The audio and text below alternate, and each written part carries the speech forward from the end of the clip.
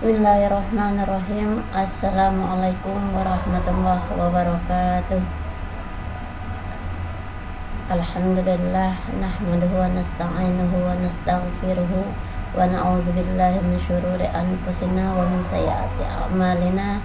May yahdihillahu fala mudilla lahu wa may yudlilhu fala hadiyalah. Asyhadu an la ilaha illallah wa asyhadu anna Muhammadan abduhu wa rasuluhu la nabiyya ba'dah. Qala Allah Ta'ala fi kitabihil karim. Bismillahirrahmanirrahim. Qul huwallazi ansha'akum wa ja'ala lakumus sam'a wal absara wal af'ida qalilan ma tashkurun. Wa qala Allah Ta'ala fi kitabihil aidan. La in syakartum la azidannakum wa la in kafartum inna azabi lasyadid. Teman-teman yang berbahagia, mahasiswa-mahasiswi IAIN Pekalongan jurusan Perbankan Syariah yang dirahmati oleh Allah, mari pertama kita panjatkan rasa syukur kita kepada Allah Subhanahu wa Ta'ala. Senantiasa pada hari ini kita diberi kenikmatan oleh Allah berupa nikmat sehat, sehingga kita bisa melaksanakan kegiatan-kegiatan sebagaimana biasanya. Salawat beriring salam senantiasa pula kita lantunkan kepada baginda Nabi besar kita Muhammad Sallallahu Alaihi Wasallam, di mana beliau telah banyak mencontohkan kepada kita pesan-pesan yang telah diamanahkan oleh Allah kepadanya, sehingga dengan pesan itu beliau langsung mempraktekkan pada dirinya. Selesai mempraktekkan pada dirinya, banyak sahabat dan sampai seterusnya kepada kita semua bisa menirukan apa-apa yang telah dipraktekkan oleh Nabi Sallallahu Alaihi Wasallam. Oleh sebab itu, berkat beliaulah Nabi kita Muhammad Sallallahu Alaihi Wasallam banyak hal yang kita tahu. Oleh sebab itu, beliaulah yang telah membawa kita, membimbing kita dari alam yang tidak tahu menjadi menuju alam yang serba tahu. Mudah-mudahan dengan memanjatkan selawat kepada Nabi Muhammad, kita selalu diberkahi ilmu yang bermanfaat. Teman-teman yang berbahagia, alhamdulillah pada hari ini kita telah memasuki perkuliahan yang kelima. Pada pertemuan yang lalu kita telah melewati beberapa materi dan materi yang ada di mata kuliah ilmu kalam.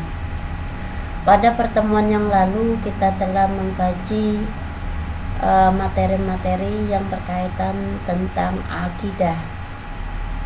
Pada minggu yang lalu kita telah membahas tentang iman kepada Nabi dan Rasul Allah Subhanahu wa Ta'ala. Di dalam kajian kemarin banyak hal yang telah kita ketahui, banyak hal yang telah kita peroleh.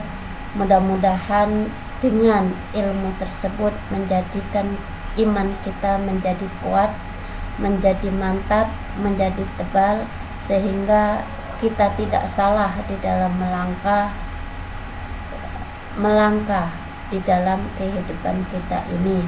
Jadi setiap apapun yang kita gerakkan, setiap apapun yang kita lakukan, kita penuh dengan tuntunan Nabi Sallallahu Alaihi Wasallam.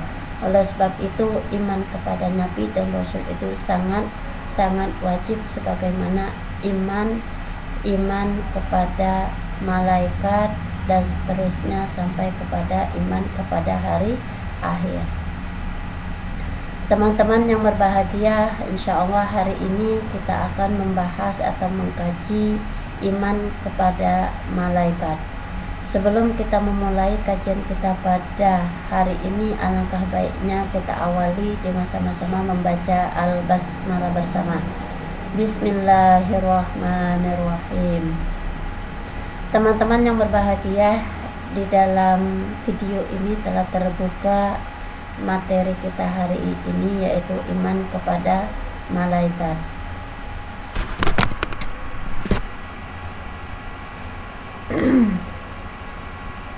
Di sini ada muqaddimah. Ya.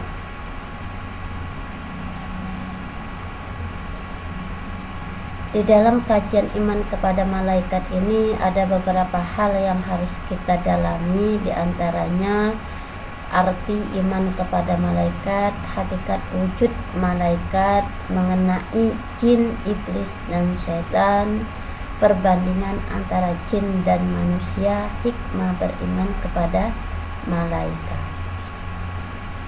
Teman-teman yang berbahagia, mahasiswa, mahasiswi IAIN Pekalongan yang dirahmati oleh Allah, selanjutnya kita akan memulai pada pembahasan yang pertama terkait tentang arti iman kepada malaikat.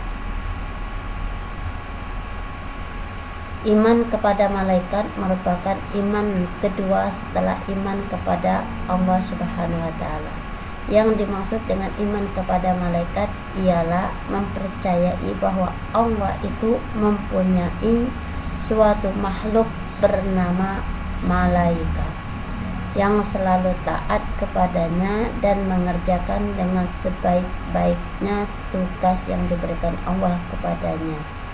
Yang menjadikan dasar kepada adanya iman kepada malaikat itu ialah kepercayaan akan kebenaran akan wahyu Al-Quran dan hadis-hadis Nabi Muhammad SAW. Orang yang mengakui kebenaran Al-Quran dan sabda-sabda Rasulullah, tentulah mereka akan percaya pula bahwa malaikat itu ada, sebab adanya malaikat diterangkan oleh dua sumber agama Islam. Nah, selanjutnya, malaikat termasuk makhluk Tuhan yang gaib. Hal yang gaib ialah segala yang tidak dapat ditangkap oleh panca indera. Kata gaib itu sendiri artinya ialah hilang, lenyap, tidak ada. Jadi barang gaib ialah sesuatu yang hilang atau lenyap atau tidak ada dalam jangkauan panca indera. Jumlah mereka banyak sekali sehingga tidak ada yang dapat menghitung kecuali Allah Subhanahu wa Ta'ala. Dalam As-Sahihaini disebutkan hadis yang berasal dari Anas bin Malik tentang kisah Mi'raj, bahwa Nabi diperlihatkan Al-Baitul Ma'mur di langit. Padanya setiap hari terdapat 70.000 malaikat yang menunaikan sholat. Jika mereka itu telah keluar selesai sholat, mereka tidak akan pernah kembali ke situ. Nah, ini teman-teman, sampai di sini jadi arti dan dasar iman kepada malaikat yaitu pengakuan bahwasanya Allah Subhanahu wa Ta'ala itu memiliki yang namanya malaikat, memiliki yang namanya malaikat. Nah, malaikat itu merupakan makhluk Tuhan yang gaib. Gaib artinya dia tidak nampak atau tidak bisa dilihat secara kasat mata. Kemudian kalau kita hitung ya, jumlah malaikat itu banyak sekali, tidak seperti jumlah para nabi dan rasul. Selanjutnya, iman kepada malaikat mencakup 5 perkara. Iman dengan adanya mereka, iman dari siapa saja dari mereka yang kita ketahui namanya seperti Jibril, sedangkan yang tidak kita ketahui namanya kita imani secara ijmal atau global.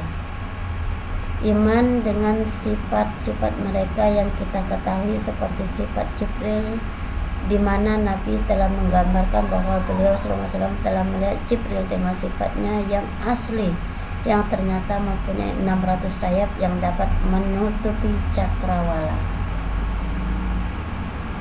Kadang kala dengan perintah Allah SWT, malaikat dapat berubah menjelma dalam bentuk seorang lelaki, seperti yang telah terjadi dalam diri Jibril ketika diutus Allah SWT kepada Maryam, lalu Jibril menjelma menjadi manusia yang utuh sempurna. Iman dengan apa yang kita ketahui tentang pekerjaan-pekerjaan mereka yang mereka tunaikan berdasarkan perintah Allah SWT, seperti mensucikannya, bertasbih dan beribadah kepadanya siang dan malam tanpa kenal lelah dan tanpa kenal henti. Teman-teman yang berbahagia, sebagaimana yang telah saya bacakan tadi itu terkait tentang iman kepada malaikat itu mencakup 5 ini. Ya. Kita di sini diperintahkan harus percaya saja ya. Kita harus mempercayai dan jangan sampai mengingkari bahwasanya Allah Subhanahu wa taala itu memiliki makhluk yang namanya malaikat. Nah, malaikat itu diutus oleh Allah Subhanahu wa taala itu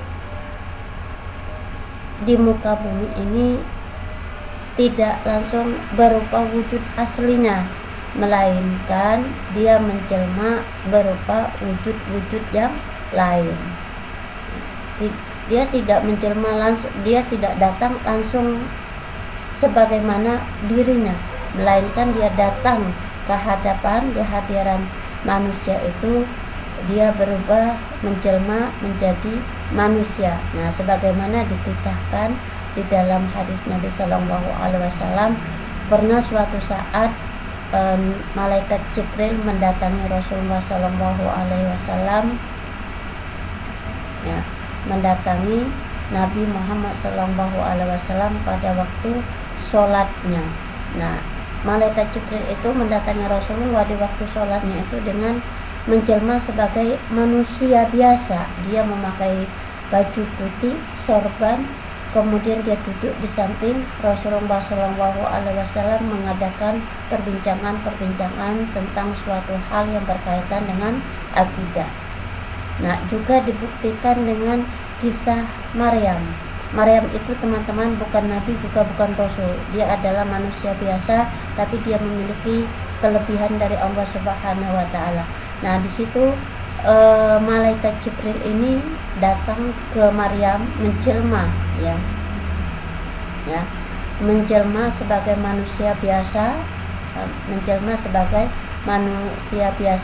Di situ malaikat Jibril menyampaikan sesuatu, yaitu berupa makanan yang langsung diantarkan ke dalam mihrabnya Maryam alaihi salam. Nah, sampai di sini teman-teman, sekali lagi kalau kita sudah menanamkan diri bahwasanya memang betul Allah Subhanahu wa taala memiliki malaikat, maka kita tetap sadar diri, ya. Kita tetap sadar diri. Sadar dirinya apa? Apabila ada, saya gambarkan semacam ini sebagaimana yang ada di dalam 5 cakupan ini. Semisal atau seumpama teman-teman. Semisal atau seumpamanya. Pada suatu saat atau katakanlah saya pada suatu hari saya sedang membutuhkan sesuatu. Nah, saya membutuhkan sesuatu. Kemudian saya berharap memohon kepada Allah supaya sesuatu itu bisa datang, ya. Bisa datang di saat saya membutuhkan itu. Nah, setelah saya berharap berdoa semacam itu, kemudian datang kenyataan, doa saya itu dikabulkan. Tiba-tiba ada seseorang yang datang kepada saya memberikan apa yang saya minta kepada Allah Subhanahu wa taala. Dan saya meyakini bahwasanya yang datang itu tuh bukan manusia biasa, melainkan malaikat yang diutus oleh Allah menjelma sebagai manusia untuk membawakan apa yang saya mintakan kepada Allah Subhanahu wa taala. Nah, sampai di sini bisa dipahami teman-teman bahwasanya apabila ada seseorang, ya, kalau kita setelah melakukan doa atau melakukan takarrub ila Allah Subhanahu wa taala, membutuhkan sesuatu kepada Allah Subhanahu wa taala, katakanlah memohon pertolongan karena pada saat ini sedang mengalami masalah, gitu kan. sedang mengalami masalah. Ketika selesai melakukan ibadah tersebut, kemudian datanglah keajaiban-keajaiban dengan datangnya seseorang mengantarkan apa yang kita minta, dan kita meyakini bahwasanya mereka yang datang itu bukanlah manusia biasa, melainkan manusia yang diutus oleh Allah menjelma. Nah, terkadang dia itu, teman-teman, terkadang manusia yang datang kepada kita itu, yang mengantarkan apa yang kita pinta kepada Allah tadi itu, terkadang dia menjelma seperti sahabat kita sendiri. Pokoknya kita dulu sekolah di pondok, lama sudah nggak bertemu, udah sekian tahun. Tiba-tiba pada saat itu dia datang dengan membawa apa yang kita pintakan kepada Allah SWT. Nah, dari situ kita sadar, oh, itu adalah malaikat utusan Allah yang menjelma mirip seperti sahabat saya. Nah, secara kita main logika seperti itu, kalau memang itu adalah teman asli, mustahil, teman-teman, di mana dia tidak mengetahui alamat, ya, di mana dia sebelumnya belum pernah mengadakan komunikasi, memberikan alamat, tiba-tiba dia datang seketika dengan tanpa sedikit kesalahan, dia mengetahui alamat rumah kita. Dia bisa mengetuk pintu kita dengan membawakan apa yang kita pintakan kepada Allah Subhanahu wa Ta'ala. Nah, dari situ, teman-teman, kita menyadari bahwasanya yang datang itu adalah malaikat yang menjelma seperti manusia biasa. Terkadang dia menjelma seperti sahabat kita.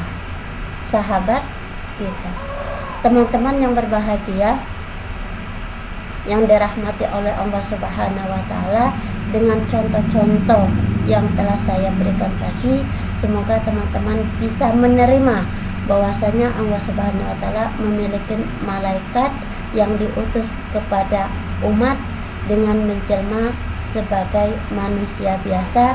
Terkadang dia menjelma seperti manusia sahabat kita, terkadang juga dia menjelma bisa menjadi makhluk-makhluk yang lainnya. Teman-teman yang berbahagia, mahasiswa-mahasiswi IAIN Pekalongan Perbankan Syariah, selanjutnya hakikat wujud malaikat.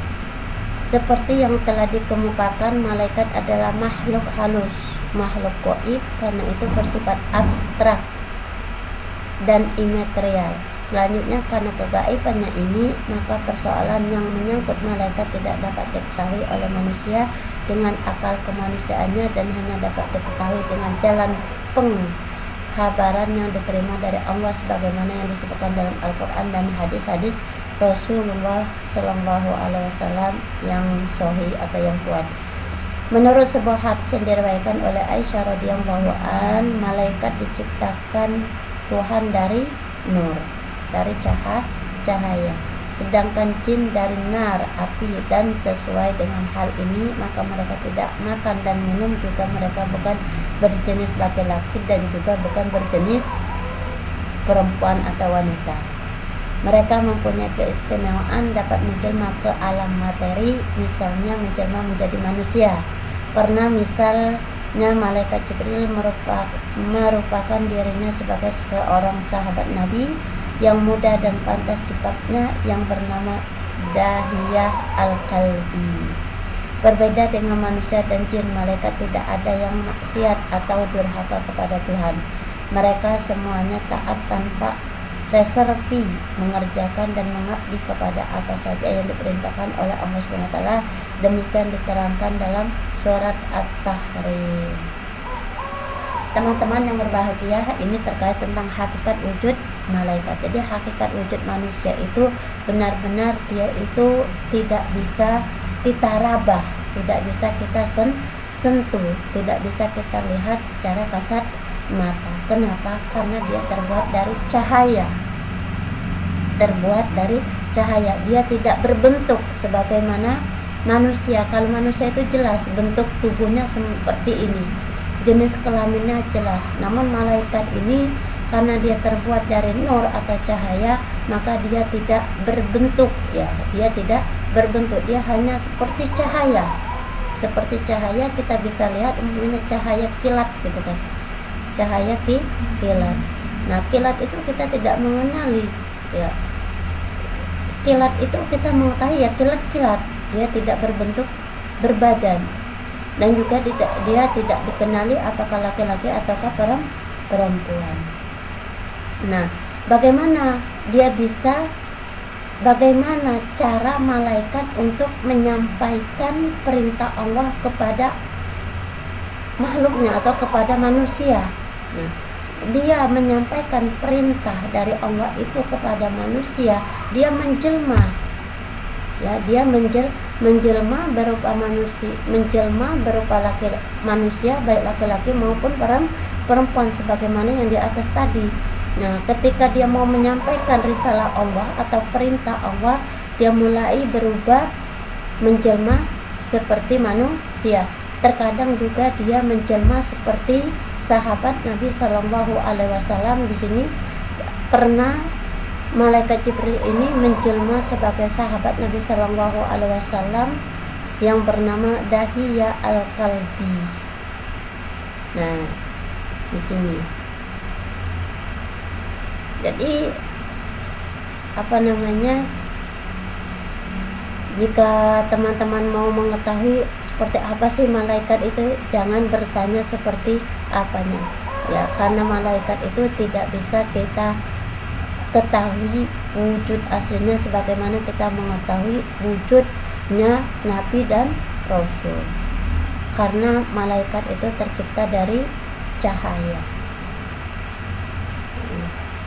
Ketika dia mau menyampaikan risalah Allah, maka dia ketika dia mau menyampaikan risalah atau pesan-pesan dari Allah kepada makhluknya, kepada umatnya, dia harus merubah atau menjelma seperti manusia biasa.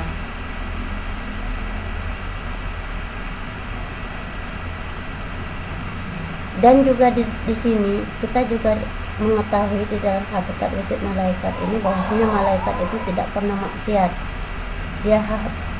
Dia selalu taat dan patuh terhadap perintah Allah Subhanahu wa taala. Apapun yang dikatakan oleh Allah, apapun yang diperintahkan oleh Allah, dia patuhi, dia taati. Dia tidak pernah melanggar ataupun menentang. Ya. Kalau kata Allah kerjakan sebagaimana malaikat yang lainnya, malaikat Israel atau Israfil yang mencabut nyawa. Kata Allah, wahai malaikat Israel, cabut nyawa sepulan-sepulan. Langsung malaikat tersebut bergerak melaksanakan perintahnya. Sebagaimana diterangkan di dalam Al-Quran surat At-Tahrim ini bahwasanya malaikat itu tidak ada yang berbuat maksiat atau durhaka kepada Allah Subhanahu wa ta'ala. Digambarkan di dalam ayat ini, ya ayyuhalladzina amanu qu anfusakum wa ahlikum nar wa quduhan nas wal hijarah 'alaiha malaikatan ghilazun syidad la ya'sunallaha ma amarahum wa yaf'aluna ma yu'maruna. Di dalam garis bawah ini dijelaskan bahwasanya malaikat itu semuanya la ya'sunallah. Mereka itu tidak ada yang berbuat maksiat atau mengingkari perintah-perintah Allah. Mereka selalu mengerjakan apa-apa yang diperintahkan Allah dan melaksanakan apa-apa yang diperintahkan oleh Allah Subhanahu wa ta'ala. Pengabdian mereka itu kepada Tuhan terjadi secara otomatis, sebab mereka diciptakan semata-mata memang dengan tugas mengabdi kepadanya, dan mereka lagi pula tidak diberi nafsu penggoda seperti kepada makhluk yang lain. Nah, jadi khusus ya, malaikat itu keistimewaannya tidak seperti makhluk-makhluk yang lainnya. Tidak seperti makhluk-makhluk yang lainnya. Kalau kemarin itu Nabi dan Rasul itu dia masih mempunyai hasrat kemanusiaan.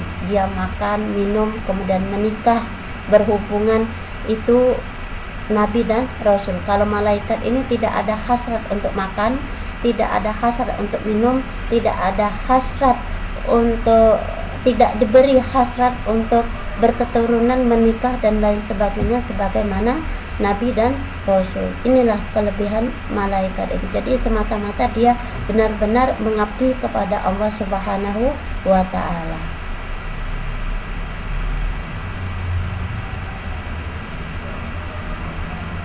Selanjutnya teman-teman, di bawah ini nama-nama malaikat dan tugas mereka masing-masing.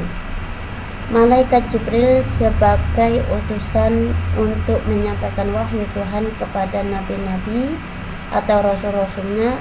Jibril kadang-kadang disebut juga sebagai Ruhul Qudus. Walaqad atayna Musal kitaba wa qaffayna min ba'dihi birrusuli wa atayna Isa ibn Maryam al-bayyinati wa ayyadnahu bi Ruhil Qudus. Afakullama ja'akum rasulun bima la tahwa anfusukum istakbartum fa fariqum kadzdzabtum wa fariqum takfurun.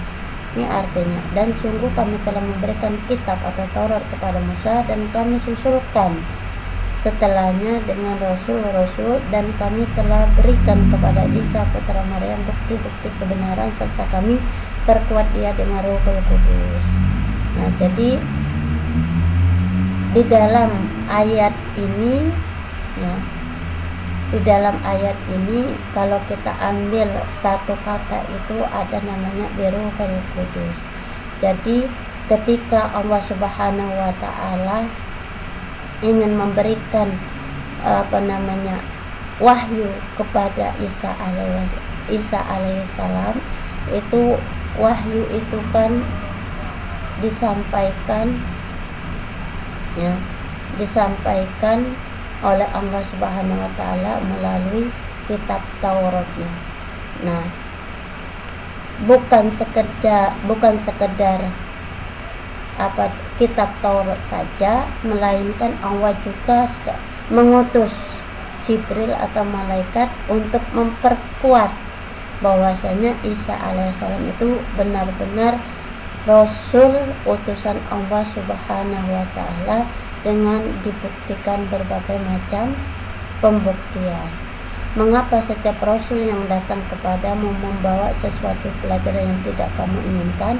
Kamu menyombongkan diri, lalu sebagian kamu didustakan dan sebagian kamu bunuh diri. Nah, begini teman-teman yang berbahagia, di dalam ayat ini Rasul Allah Subhanahu wa ta'ala itu memberikan wahyunya berupa kitab Taurat kepada Musa alaihissalam, dan kami susulkan setelahnya dengan rasul-rasulnya, dan kami telah berikan kepada Isa putra Maryam bukti-bukti kebenaran, serta kami perkuat dia dengan Ruhul Qudus. Jadi Taurat ini teman-teman Allah sampaikan kepada Musa alaihissalam, kemudian Allah Subhanahu wa ta'ala juga memberikan bukti-bukti ya kenabian Isa alaihissalam itu melalui Ruhul Qudus ini. Ruhul Qudus ini yaitu malaikat Jibril, di mana malaikat Jibril itu menjelma sebagai manusia, sebagai sahabat Nabi ya, sebagai sahabat Nabi kepada Isa alaihissalam untuk menyampaikan perintah Allah, memberikan bukti ya, menyampaikan perintah Allah berupa pembuktian bahwasanya Isa alaihissalam itu benar-benar putra Maryam, yang dimana dia lahir itu tanpa bapak, dan Maryam ini juga hamil bukan karena disentuh oleh laki-laki. Jadi murni dia adalah anugerah dari Allah Subhanahu wa ta'ala. Selanjutnya ini ada Ruhul Amin. Nazala bihi Ruhul Amin. Ruhul Amin ini juga gelar ya. Gelar yang dipakai oleh malaikat. Jadi malaikat itu sering kita jumpai namanya itu menggunakan nama Ruhul Qudus. Kalau Ruhul Qudus berarti dia adalah malaikat. Kalau kita dengar ada namanya Ruhul Amin berarti itu malaikat ya. Berarti itu malaikat dan namus. Selanjutnya ini malaikat Mikail menyampaikan pembagian rezeki. Jadi yang menyampaikan rezeki kepada kita itu adalah malaikat Mikail. Nah, bagaimana Allah Subhanahu wa ta'ala menyampaikan rezekinya kepada kita?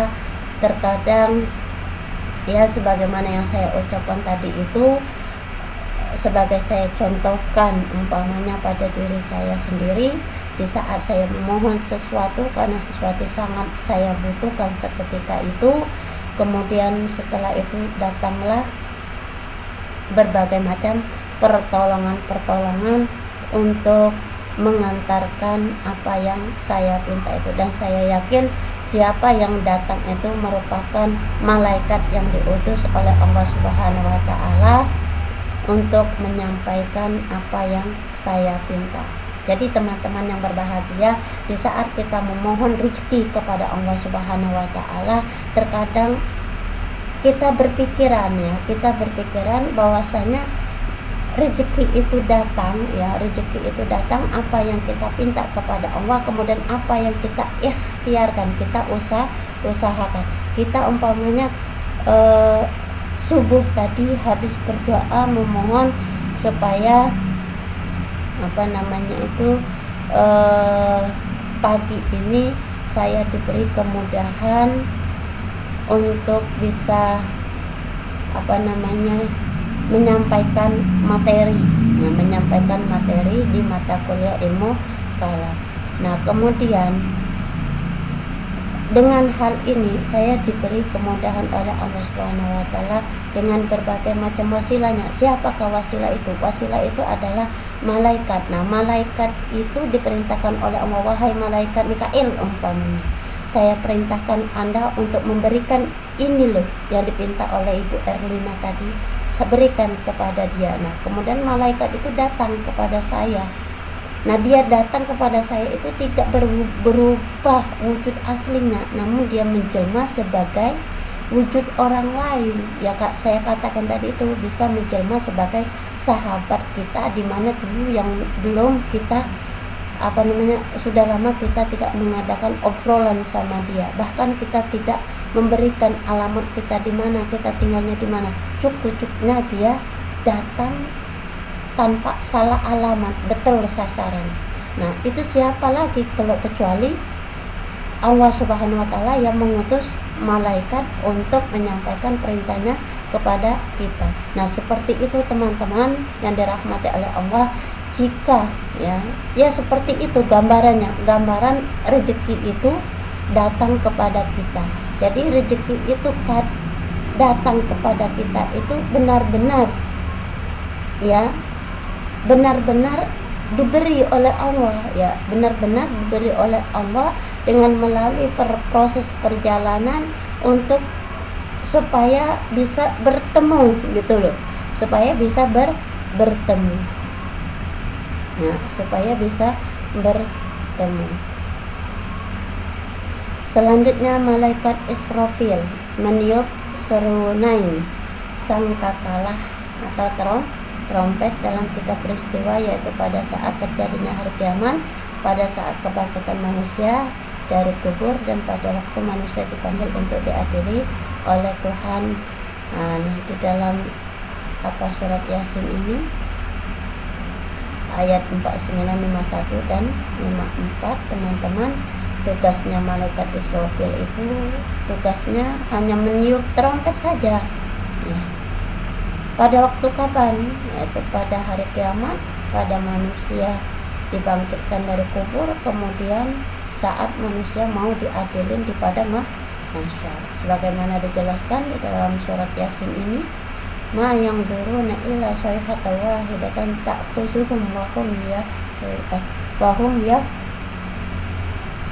wahum yahsimun fala yastati'una tawsiyata wala ila ahlihim yarji'un wa nufiha fis-suri fa izahum minal ajdasi ila rabbihim yansilun qalu ya wailana man ba'athana min marqadina hadza ma wa'ada rahman wa sadaqal mursalun in kana illa sayhata wahidatan fa idahum jami'un ladaina muhdarun. Ini di dalam surat Yasin ini digambarkan tugasnya malaikat Israfil sebagai peniup sangkakala. Nah, di saat ini terjadi, maka tidak ada yang mampu menentangnya, ya. Tidak ada yang mampu menentangnya, malah justru pasrah. Disitulah, ya, kita semua akan diadili oleh Allah. Diadili oleh Allah itu apa? Ya, seluruh apa yang telah kita lakukan, seluruh apa yang ada di diri kita akan dimintai pertanggungjawaban tanpa terkecuali. Selanjutnya teman-teman, malaikat Israel mencabut nyawa manusia dan makhluk lainnya apabila telah tiba. Nah, ini tugasnya malaikat Israel, itu tugasnya hanya mencabuti nyawa orang. Nah, dia tidak akan mengkhianati atau mendurhakai perintah Allah. Kalau kata Allah, wahai malaikat Israel, silahkan Anda cabut nyawa si fulan, ya sudah si fulan, tanpa dia mengingkari, jangan umpamanya, malah dia umpamanya mencabut nyawa orang lain. Tidak, ini tugasnya malaikat Israel ini. Kalau disuruh oleh Allah cabut nyawanya si fulan, ya nyawanya si fulan, tidak bakalan dia mengingkari sebagaimana dijelaskan tadi. Betul-betul dia menjalankan perintah Allah dan tidak pernah mendurhakai perintah Allah. Kalau kata Allah cabut nyawa si fulan, ya, walaupun dikenal si fulan ini masih muda atau masih kecil, atau kelihatannya orang ini amalnya bagus, orangnya baik, tidak, ya, tidak mengenal itu. Kalau kata Allah cabut, ya cabut.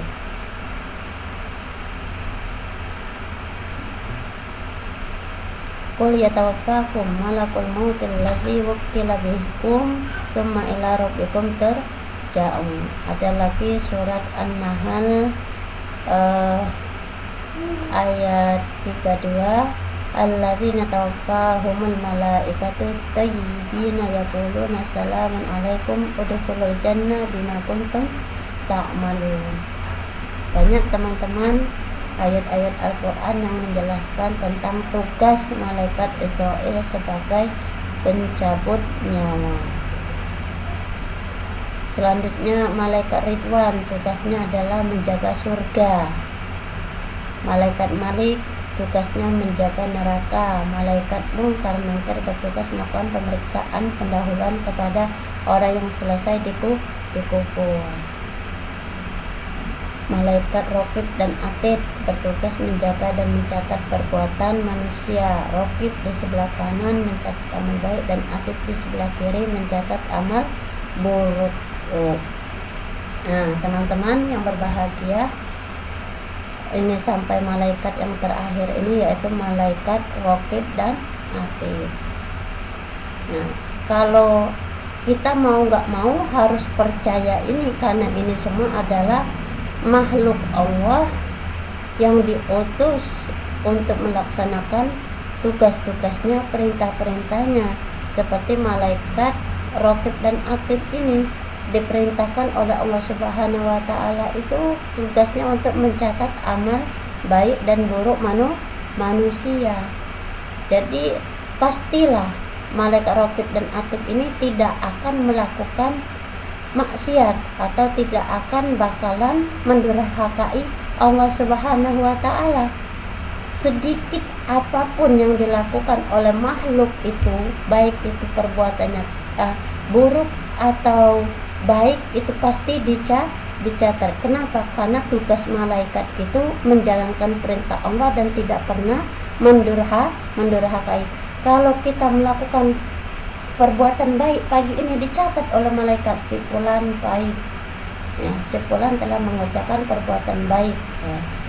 Terus umpamanya pagi ini telah melakukan maksiat berupa ghibah, umpamanya dicatat oleh malaikat Atid, si fulan ini telah ghibah, ya.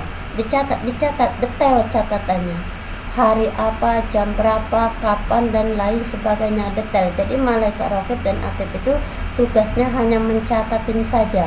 Dan ingat teman-teman, malaikat ini tugasnya hanya menjalankan perintah Allah dan dia tidak pernah mendurhakai atau menyalahi perintahnya. Dia pasti tetap melaksanakannya. Jadi tidak ada maksiat di situ. Jadi oleh sebab itu bagi kita semua teman-teman, kalau sudah mengetahui ini semua, mari ya kita harus berhati-hati di dalam melakukan perbuatan atau pekerjaan selama hidup kita ini, selama hidup di dunia ini. Jangan sampai kita melakukan bekerja atau melakukan selama hidup kita ini kita menganggap tidak ada yang mencatat, tidak ada yang mengawasi. Jangan teman-teman, karena hidup kita itu penuh dengan mata-mata, penuh dengan mata-mata yang telah diutus oleh Allah Subhanahu wa Ta'ala berupa malaikat.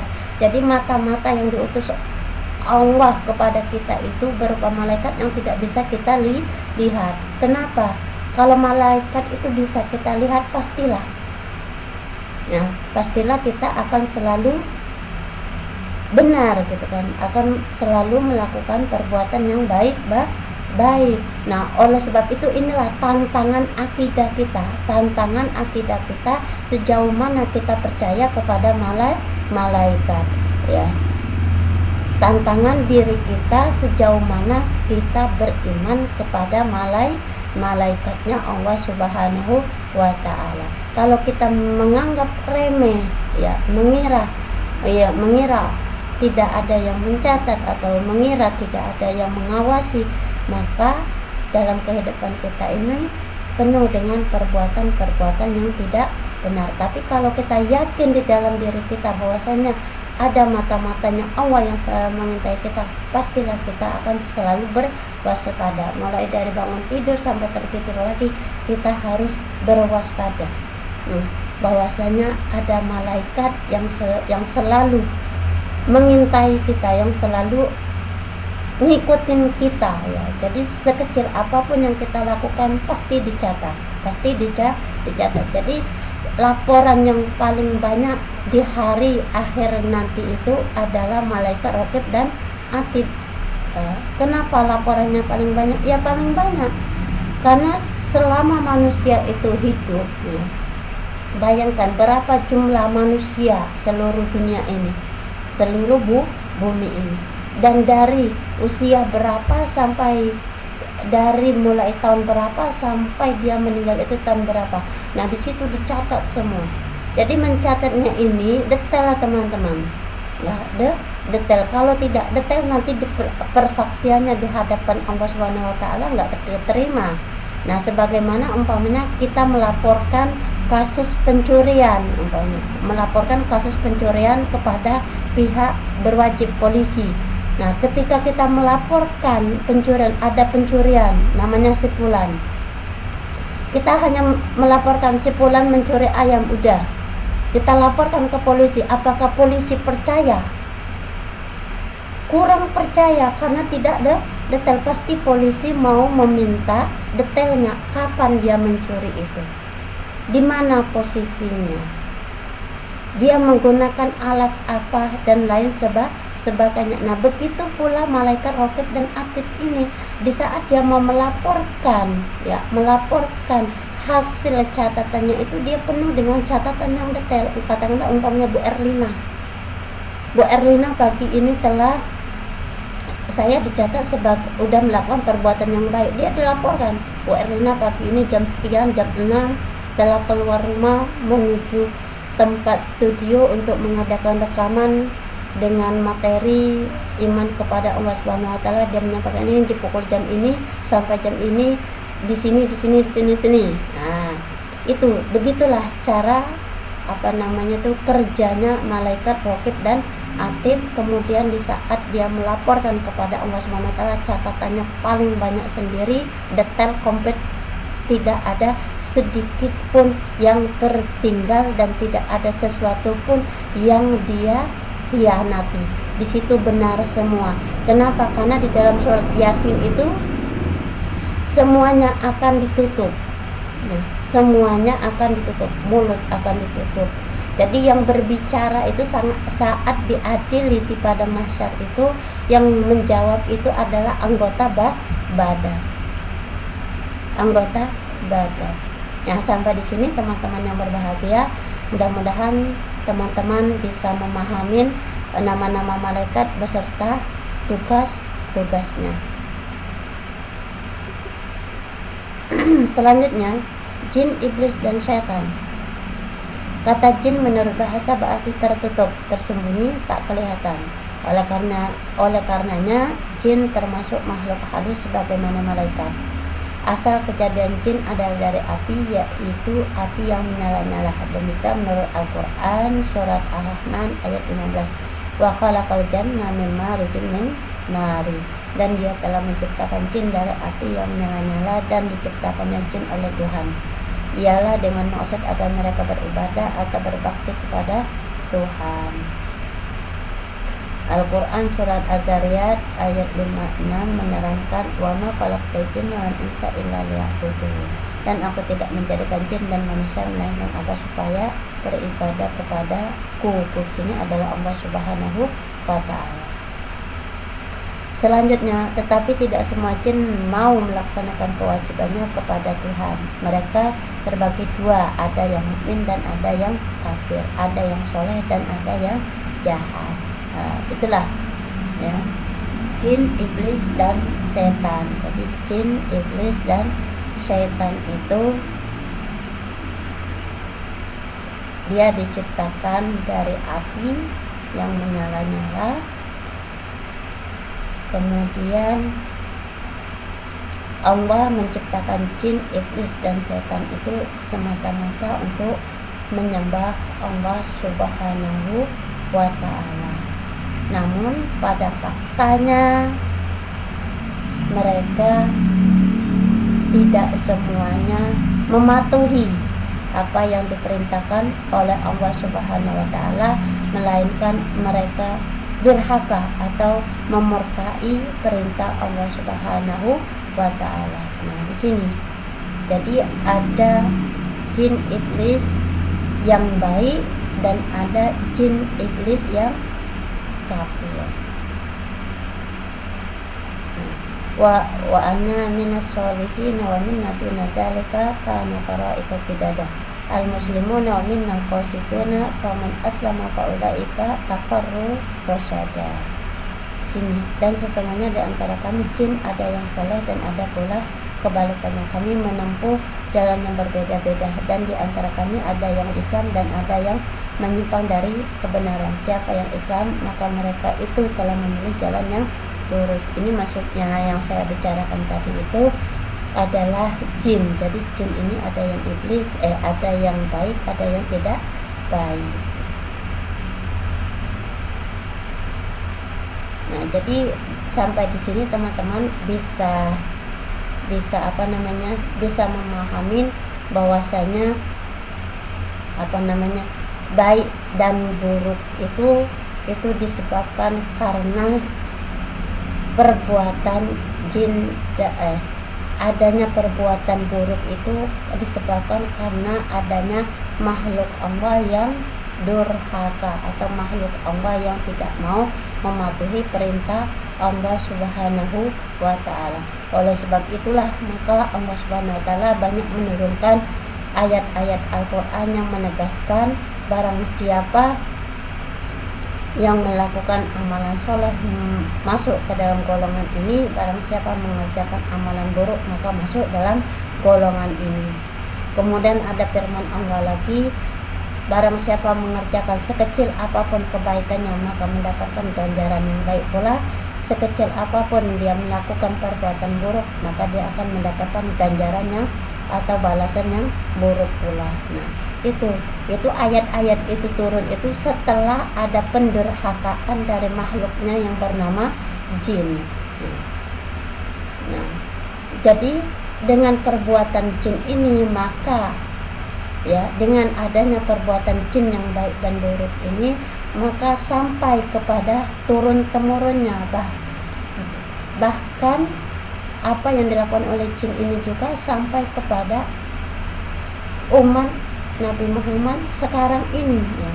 Jadi perbuatan baik dan buruk ini memang sudah ada sejak Allah Subhanahu wa taala menciptakan jin, iblis dan setan. Jadi ketika jin, iblis, setan ini telah diketahui oleh Allah bahwasanya mereka ada yang durhaka, maka disitulah Allah Subhanahu wa taala banyak menurunkan ayat-ayat Al-Qur'an yang menjelaskan tentang perilaku bagi manusia. Kalau perilakunya baik, maka ganjarannya adalah baik pula.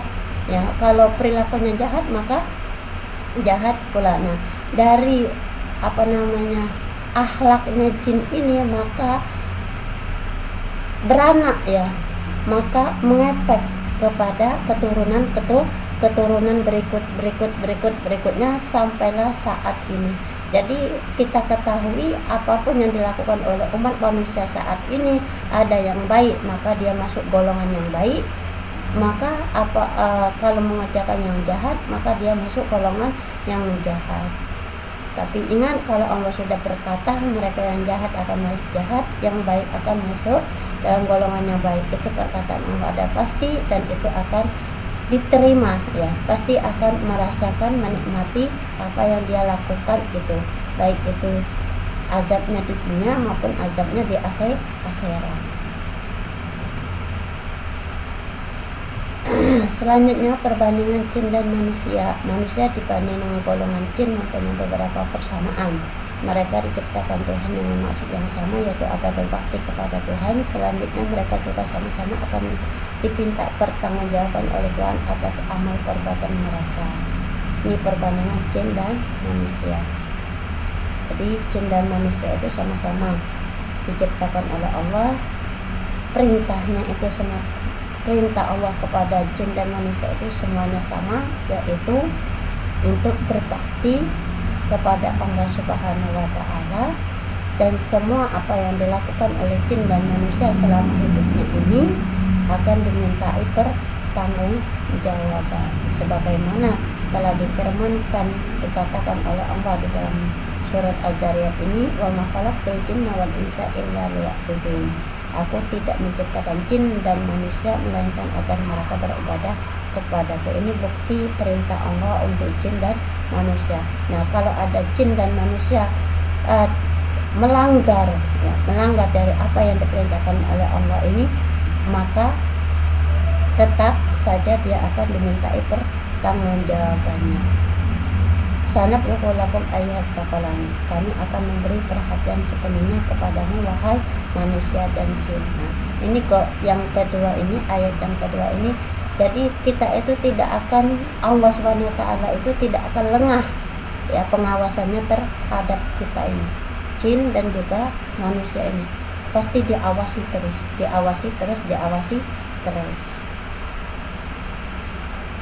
Walaqad zara'na li jahannama katsiran minal jinni wal insi lahum qulubun la yafqahuna biha wa lahum a'yunun la yubsiruna biha wa lahum adhanun la yasma'una biha ulaika kal an'ami bal hum adallu ulaika humul faqafilun. Dan sungguh akan kami isi neraka jahanam banyak dari kalangan jin dan manusia.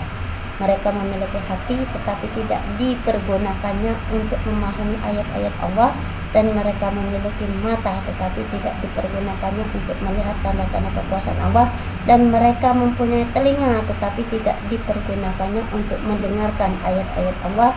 Mereka seperti hewan ternak, bahkan lebih sesat lagi. Mereka itulah orang-orang yang lengah. Na'udzubillah min dzalik ya Allah. Teman-teman yang berbahagia, mahasiswa-mahasiswi IAIN Pekalongan Perbankan Syariah, di dalam ayat yang terakhir ini teman-teman bisa dan perlu memahami, inilah gambaran Allah Subhanahu wa taala untuk kita semua ya. Allah Subhanahu wa taala telah menciptakan kita semua dengan anggota fisik yang sempurna, dan telah ditunjukkan fungsi-fungsi dari organ tubuh kita ini. Jadi Allah itu telah memberi kita telinga, telah ditentukan oleh Allah. Telinga itu tuh untuk mendengar. Mendengar apa? Mendengar seruan, ajakan-ajakan atau informasi-informasi yang berkaitan dengan hal-hal yang baik yang mengantarkan kepada pahala atau surga. Terus Allah menciptakan kita ini mulut, ya. Allah menciptakan mulut ini, Allah bukan sekedar menempelkan mulut ini kepada wajah kita, melainkan Allah juga telah menunjukkan fungsinya, yaitu untuk berucap yang apa? Yang baik. Allah juga telah menciptakan kita hidung. Nah, bukan ditempelkan semata, tapi Allah juga menunjukkan fungsi hidung ini jangan digunakan untuk melihat, tapi khusus digunakan untuk mencium. Nah, terus mata, Allah juga menciptakan kita mata. Nah, mata ini bukan untuk ditempel saja, melainkan ditunjukkan oleh Allah. Mata itu khusus digunakan untuk melihat, jangan digunakan untuk mendengar. Nah, berarti kan Allah telah memberikan alat-alatnya beserta telah mengasih tahu fungsinya, tinggal kita saja menjalankan alat itu serta mentaati apa yang telah ditunjukkan oleh Allah untuk alat itu. Ya, jangan sampai kita salah memanfaatkan alat-alat ini yang telah Allah Subhanahu wa ta'ala berikan kepada kita. Kita diberi telinga, ya, umpamanya ada kori, ada informasi, ada pengajian umpamanya, atau ada pertemuan rutin para kiai, para ulama umpamanya. Nah, mari kita datangi, berarti kita bisa sampai ke situ karena kita mendengar, dan kita mendengar itu pasti menggunakan telinga. Nah, berarti betul fungsi telinga yang diberikan Allah itu untuk mendengar. Nah, terus juga mulut, mata sampai kaki, ya. Maka oleh sebab itu teman-teman yang dirahmati oleh Allah, jangan sampai di dalam anggota tubuh kita ini kita salah di dalam menggunakannya, bahkan kita tidak menggunakan sama sekali. Umpamanya Allah memberi kita tenaga kaki, tangan, malah justru di dalam kehidupan ini tidak ada aktivitas yang mengantarkan kita kepada surganya, dalam artian kita tidak memiliki gairah untuk beramal, gairah untuk bekerja untuk menggapai ridho Allah Subhanahu wa taala. Bahkan katakanlah di sini bahasa sayanya itu malas-malasan. Ya, malasan. Kita tahu tadi itu mendengar informasi ada pengajian atau ada azan dan lain sebagainya untuk menuju ridho Allah, tapi kita mengabaikan pendengaran itu. Kita diberi kaki bisa melangkah sehat, ya, tapi kita tidak memanfaatkan itu. Kita dikasih oleh Allah Subhanahu wa ta'ala langit beserta isinya ini loh, supaya apa yang kalian butuhkan itu bisa terwujudkan, yaitu dengan cara apa? Dengan cara bergerak. Kalian itu saya beri tangan itu tuh digunakan untuk bekerja. Nah, oleh sebab itu di dalam ayat ini teman-teman semua, di dalam ayat ini teman-teman semua, ini adalah bukti bahwasanya Allah Subhanahu wa ta'ala itu benar-benar Maha Rahman, Maha Rahim, Maha Pengasih, Maha Penyayang. Semuanya maksud dari Allah itu pingin dimasukkan ke dalam surga. Nah, pinginnya Allah itu semuanya pingin dimasukkan ke dalam surga. Tapi apalah daya, karena ada makhluk Allah yang durhaka. Durhaka yaitu disebut dengan iblis atau jin yang durhaka itu. Jadi di sini teman-teman bisa dipahami juga kalau ada perilaku yang tidak baik, itu berarti sudah masuk dari perbuatan jin, ya, perbuatan jin atau perbuatan makhluk Allah yang durhaka itu. Selanjutnya, kedua jenis makhluk Tuhan itu sama-sama ada yang mukmin, ada yang kafir. Mereka banyak disebut secara bergandengan dalam ayat Al-Quran. Hal ini dapat dilihat pada ayat-ayat yang telah disebutkan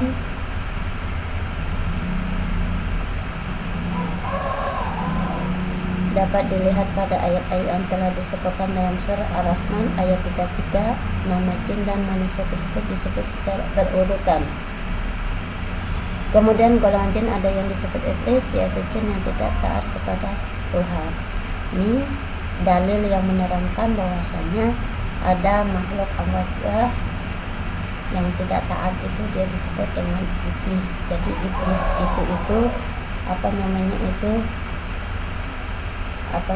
itu bagian daripada jin itu. Jadi jin itu ada jin soleh, ada jin kafir. Jadi kalau jin kafir itu maka dia lebih sering disebut dengan sebutan iblis. Ya, kalau cuma jin saja berarti dia itu masih bagus. Kalau sudah disebut dengan iblis berarti jinnya yang sudah berarti itu adalah iblis.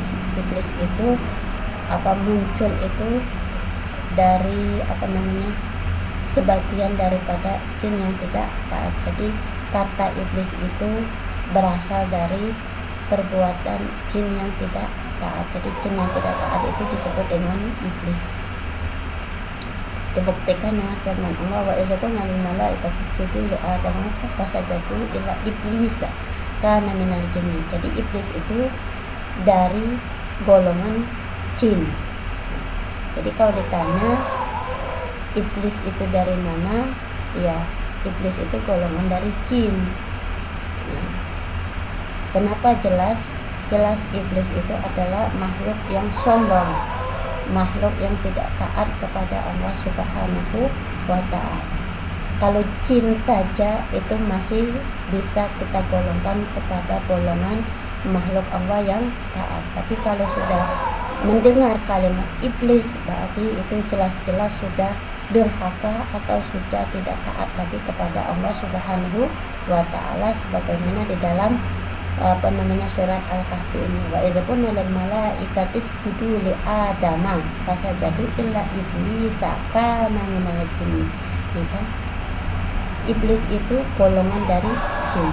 Ya, apabila Allah Subhanahu wa ta'ala mengutus malaikat memerintahkan seluruh anak Adam supaya sujud kepada Allah, ternyata ada yang tidak sujud. Siapa yang tidak sujud? Itu iblis. Siapa iblis itu? Iblis itu adalah makhluk Allah dari golongan jin.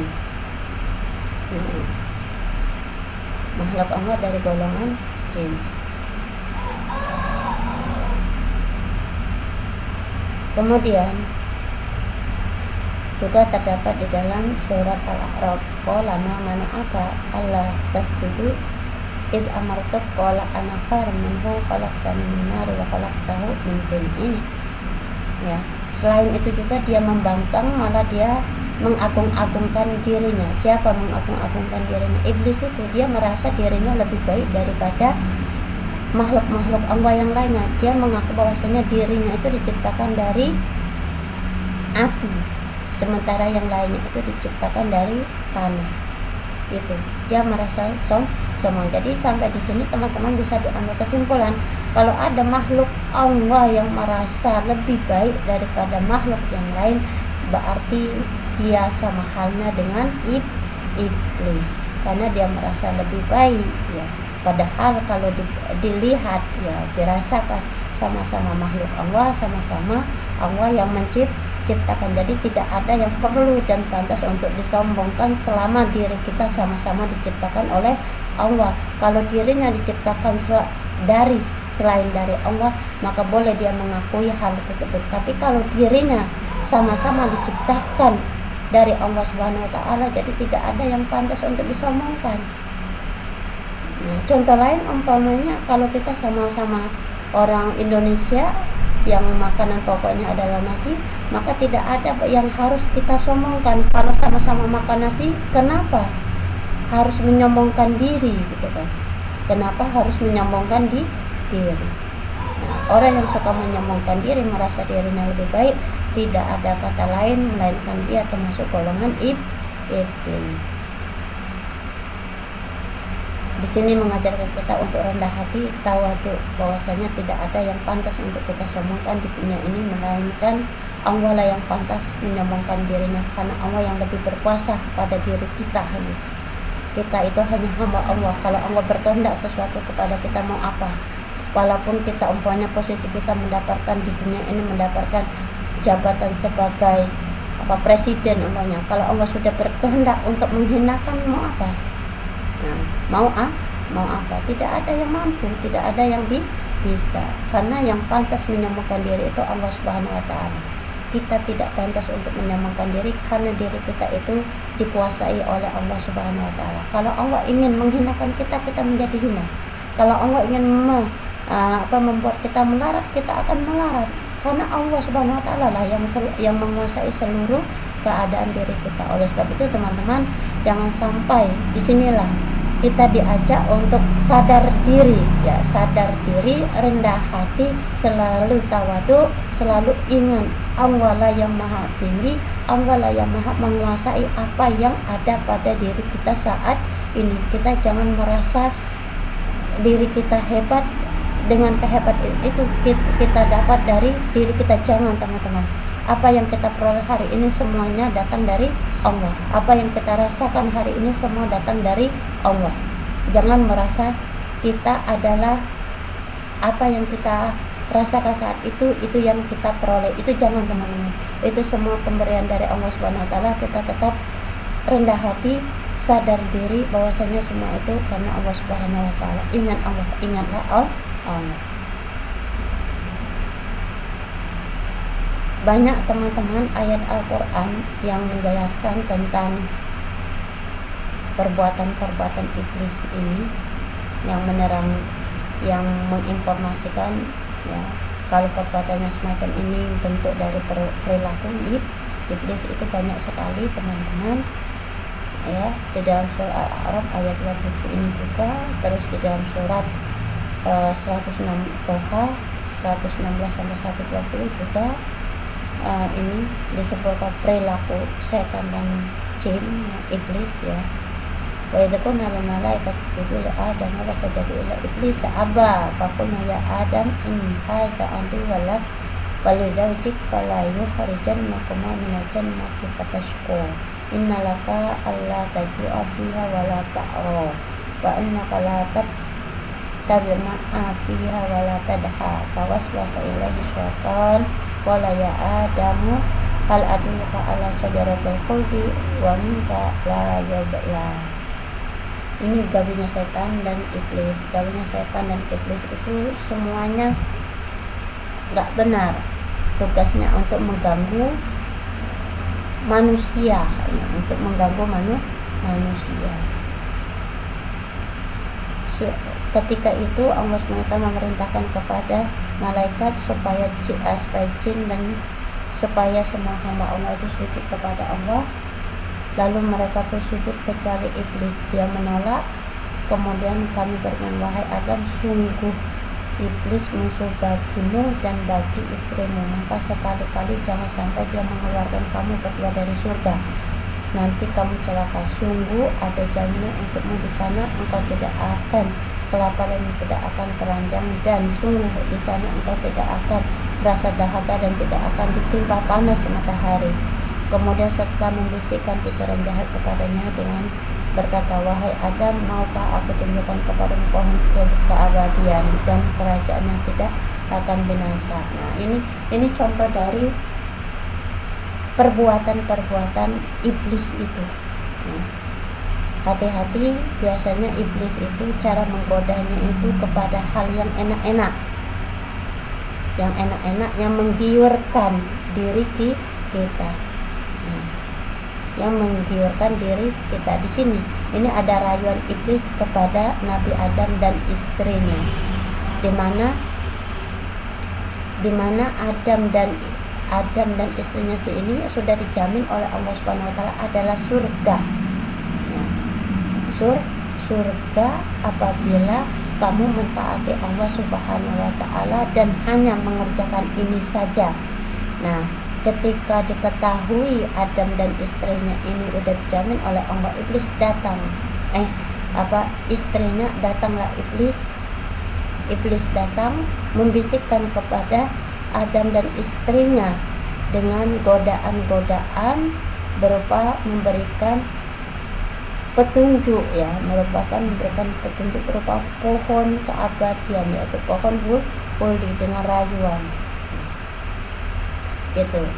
Jadi teman-teman, sampai di sini contoh ya, ini salah satu contoh perbuatan iblis. Jadi contoh perbuatan iblis ini, kalau manusia itu sudah taat kepada, biasanya iblis ini gawiannya itu tempat dia jadi sasarannya itu kepada muslim-muslim yang taat, terhadap muslim-muslim yang taat. Jadi kalau muslim yang tidak taat itu dia tidak akan mendatangi, tidak akan mengganggu. Tapi kalau melihat ada muslim yang taat ibadah, yang taat perintah Allah, yang menjalankan apa-apa yang diperintahkan Allah, kemudian meninggalkan apa-apa yang dilarang oleh Allah, di situ iblis melihat kalau dia itu adalah hamba Allah yang begitu taat, mulai dia berusaha untuk mendatangi dengan cara membisiki, dengan cara ingin membelokkan dari ketaatan menjadi tidak taat, macam-macam bentuknya. Ini salah satu bentuknya. Jadi Adam dan istrinya itu merupakan hamba Allah yang taat terhadap perintah Allah, mengerjakan apa-apa yang diperintahkan Allah, kemudian menjauhi apa-apa yang dilarang. Kemudian iblis ini tahu. Nah, ketika tahu dia bakalan udah dijamin oleh Allah surga, dia datang dengan cara membisikkan, "Hei Adam, tuh ada pohon yang enak untuk kamu makan. Nggak apa-apa, itu kamu makan saja." Gitu kan. Itu kamu makan saja. Padahal pohon buah khuldi itu Allah Subhanahu wa taala telah melarang ya. Sebelumnya telah diinformasikan oleh Allah, jangan sampai kamu makan buah khuldi ya. Ya, walaupun kamu sedang dalam keadaan lapar apapun, dalam keadaan seperti apapun, jangan sampai kamu makan buah khuldi, wahai Adam dan istrinya. Nah, jadi di dalam keadaan seperti itu, Allah itu telah menjamin ini, Adam dan istri kalian sudah kujamin untuk masuk surga karena kalian merupakan hambaku yang taat kepadaku. Perintahku kepada kalian, jangan sampai kamu melakukan perbuatan maksiat atau mendurhakai perintahku. Kamu sudah di sini saja, sudah kujamin kamu tidak akan kelaparan, tidak akan kepanasan, tidak akan terhina dan lain sebagainya. Sudah di sini begini saja. Nah, oke, kata Adam dan istrinya. Mendengar seperti itu, datang iblis dengan cara membisikkan, "Hei Adam, kamu lapar kan?" gitu. Kamu laparkan. Padahal lapar tadi itu adalah ujian ya. Ujian bagi Adam dan istrinya untuk menahan apa? Menahan keyakinannya ya, menahan untuk membuktikan Rahman dan Rahimnya Allah. Menahan Rahman dan Rahimnya Allah. Allah itu maha pengasih, maha penyayang, dan tahu hambanya. Kalau hambanya itu lagi lapar, lagi kepanasan, lagi kehausan, itu Allah itu tahu. Tapi cara untuk mendapatkan makanan, minuman itu harus diperoleh dengan cara yang benar. Maka kalau di samping kiri kanan itu umpamanya ada makanan dan minuman dan itu tidak dihalalkan oleh Allah, jangan dimakan, tahan sampai datang Rahman dan Rahim, sampai ada rahmat sampai rahmat itu datang kepada kalian. Rahmatnya datang itu barangkali berupa malaikat yang mengantarkan makanan kepada mereka yang menjelma berupa manusia. Nah, sampai di sini teman-teman, saya contohkan dalam kehidupan kita ini. Contohkan dalam kehidupan ini, umpamanya kita dalam keadaan lapar sekali, atau sedang mengadakan perjalanan, uang nggak punya, bekal pun nggak punya, keadaan haus, lapar, tibalah di sebuah warung. Di dalam warung itu tidak ada yang jaga dan lain sebagainya. Ya. Nah, disitulah kita diuji keimanan kita. diuji kesabaran kita menunggu sampai Rahman dan Rahimnya Allah Subhanahu wa taala datang. Nah, di situ ya sebagaimana malah ini Adam dan istrinya ini, kita diperintahkan untuk menahan, diuji dengan kesabaran, diuji dengan keyakinan bahwasanya pertolongan Allah itu ada. Tenang, jalankan perintah Allah, jangan mencuri, jangan mengambil hak orang lain walaupun dalam keadaan mendesak. Nah, ini gambaran. Nah, ketika di sebuah tempat itu kita diketahui oleh iblis, kok orang ini dalam keadaan lapar, kok dia nggak mau ini, dia mulai membisikkan, wahai si fulan, tuh ada warung, ada minuman, ada cacing, yang tinggal diambil aja. Nah, kita sudah dijamin oleh Allah akan masuk surganya, akan diberi rahmannya seketika itu. Berhubung iblis telah tergoda dengan rayuan iblis, akhirnya dari rahman menjadi murka Allah. Kenapa? Karena telah mengikuti ajakan rayuan iblis dengan cara mencuri. Nah, begini, ini adalah gambaran bahwasanya perilaku atau akhlaknya iblis itu adalah hanya bisa menggoda, mengajak manusia kepada kesesatan, mengajak manusia kepada kejahatan, mengajak manusia kepada neraka jahanam. Kenapa hal itu saya katakan? Karena perbuatan iblis tidak lain adalah perbuatan yang menyimpang dari apa-apa yang telah diperintahkan oleh Allah Subhanahu wa ta'ala. Teman-teman yang berbahagia, mahasiswa-mahasiswi yang Pekalongan, selanjutnya ini hikmah iman kepada malaikat.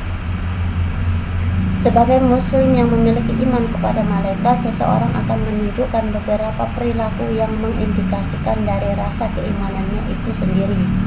Di antara tanda-tanda perilaku dari orang yang beriman kepada malaikat antara lain bertindak hati-hati dalam berperilaku keseharian. Betul teman-teman. Kenapa? Karena percaya ada malaikat yang selalu mengintai di dirinya, yaitu malaikat raqib dan atid, selalu mengintai, mencatat amal, perilaku, perbuatan kita selama hidup. Maka perlu hati-hati, berkata hati-hati, berbuat hati-hati, mendengar hati-hati, melihat hati-hati. Sekarang itu dunia elektronik luar biasa. Umpamanya lihat HP, isi kontennya yang enggak benar, foto-foto yang tidak benar. Kalau kita percaya ya bahwasanya ada malaikat raqib atid, kita akan menggunakan penglihatan kita itu dengan melihat yang baik. Melihat yang porno itu akan dicatat. Wah, si fulan pagi ini melihat si fulan di foto itu. Maka oleh sebab itu hikmah dari beriman kepada malaikat itu membuat diri kita akan berhati-hati di dalam bersikap. Kedua, memiliki kepedulian sosial dalam hidup dengan masyarakat sekitar. Perilaku yang ditampilkan mampu menjadi suri tauladan bagi lingkungan. Selalu berusaha untuk memperbaiki diri sendiri dari waktu ke waktu. Berpikiran positif terhadap berbagai kejadian yang terjadi di sekitarnya. Mengetahui akan keagungan Allah SWT, kekuatannya serta kekuasaannya. Keagungan makhluk merupakan bagian dan keagungan Khalik. Jadi yang poin F ini, jadi kita mau nggak mau tetap hanya Allah yang pantas untuk diagungkan, yang memiliki kekuatan dan juga memiliki kekuasaan. Apapun yang ada pada diri kita itu mulia ataukah tidak muliakah, semuanya itu sudah ada yang memberi, ya sudah ada yang memberi. Kemudian terima kasih atas syukur kepada Allah SWT atas perhatiannya terhadap Bani Adam, di mana dia telah memasrahkan kepada sebagian daripada malaikat itu untuk menjaga, mengawasi mereka, mencatat amal perbuatan mereka serta kemaslahatan mereka yang lainnya. Mencintai para malaikat atas apa yang telah mereka tunaikan berupa penyembahan ibadah. Nah, itu tadi teman-teman pemaparan tentang iman kepada malaikat Allah Subhanahu wa Ta'ala. Mudah-mudahan apa yang teman-teman dengar dari penjelasan tentang iman kepada malaikat ini, iman teman-teman menjadi bertambah, ya, bertambah, sehingga betul-betul apa yang diyakinin itu bisa merubah diri kita dari yang dulunya belum tahu, sekarang sudah tahu, sehingga perbuatan kita itu dari hari ke hari itu menjadi baik. Sikap kita dari hari ke hari menjadi baik karena kita menyadari bahwasanya hidup kita itu selalu diintai dan tidak pernah luput dari intaian, atau tidak pernah luput dari mata-matanya Allah Subhanahu wa Ta'ala yang mengutus malaikatnya untuk kita. Oleh sebab itu teman-teman, mari kita tancapkan, kuatkan iman-iman kita ke dalam hati kita. Semoga dengan iman ini bisa mengantarkan kita kepada surga yang abadi.